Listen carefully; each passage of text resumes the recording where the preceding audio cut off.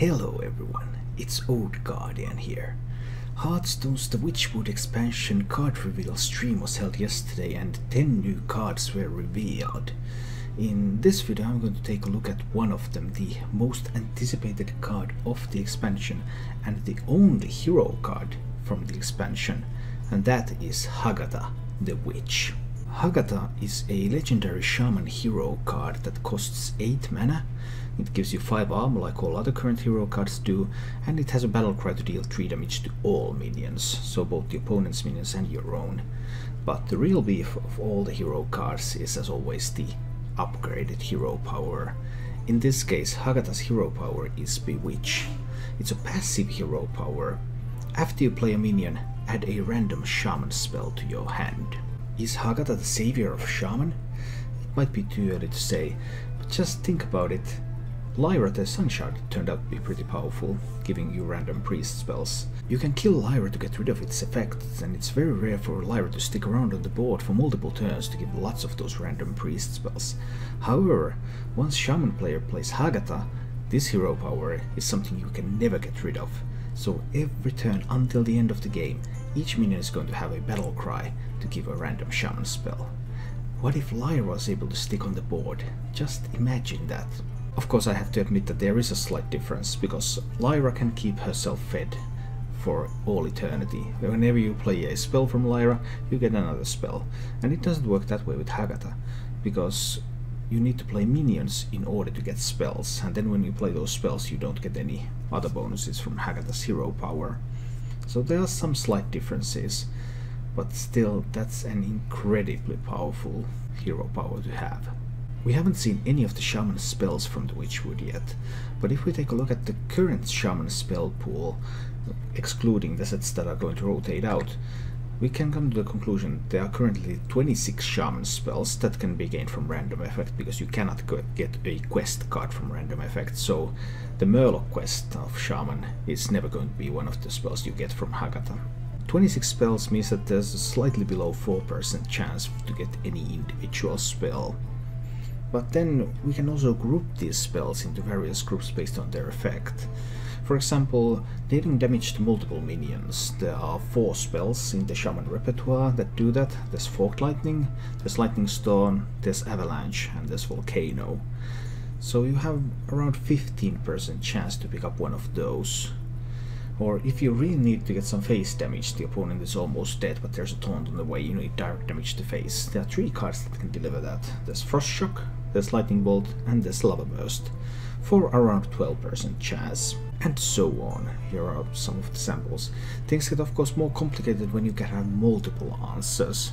Say, you really have to avoid damage right now. The opponent has a minion that can kill you. You can freeze it. You might be able to kill it with AoE, you might be able to heal outside of its reach, or you might be able to put a taunt on the board that prevents the attack. And now when all of these effects, they work in different ways but they solve your problem, suddenly you're looking at a 50% chance to get a random spell from Hagatha that will solve the current problem you have. You can compare this to something like the beast generated by Deathstalker Rexa, where getting poisonous, getting charge, getting stealth, those are actually all pretty rare. They are all below 20%. But when you get these repetitions and you get into the situations where multiple of these options can help you solve your problem, then actually you are getting some relatively consistent results. Obviously there will be a couple of Shaman spells in the Witchwood, and we have received word over Reddit from Blizzard that these spells should be pretty good with Hagatha. It's impossible to say how to really take that statement, but it does seem rather promising. But what kind of deck could you build to play Hagatha in? Because Hagatha costs 8 mana, it's not an early game card. It's unlikely that there will be a token deck built around Hagatha. It seems that the token deck would like to win the game already before Hagatha comes out, although Hagatha could perhaps serve a similar role as Deathstalker Rexa does in Hunter decks, that it gives you another chance and an alternative win condition, so maybe there's something to it. However, there are also some things in the new expansion, and already in the existing Shaman card pool, that synergizes well with Hagatha in a slightly slower build. I'm thinking of things like the echo mechanic. The entire echo mechanic is awesome with Hagatha, because you play the echo card, you play the echo copy, you play the echo copy, and all of these create spells for you. And actually, in my review of the echo mechanic and the cards that synergize with echo mechanic, I came to the conclusion that Shaman is one of the best classes for abusing and using the echo mechanic, because Shaman has access to cards like Spirit Echo and Grumble, World Shaker. Spirit Echo is even a card that you can get from Hagatha's effect, so it can be self-feeding to an extent. And then there's also neutral cards that help you either gain more minions or bounce things around, like Zola the Gorgon, or like Ysera. Ysera can give you Dream, which can bounce minions, and it can also give you minions itself, so those minions can then give you more spells. Furthermore, much of the elemental Shaman core and playstyle is already compatible with Hagatha. Think about cards like Firefly, that's 2 minions in one card. Think about cards like Servant of Kalimus, 2 minions in one card. Card like Stonehill Defender, what do you know, 2 minions in one card. So there are many ways for Shaman to get a lot of minions, much more than the 30 cards that you put in the deck, and be able to really get a lot of value from Hagatha's effect.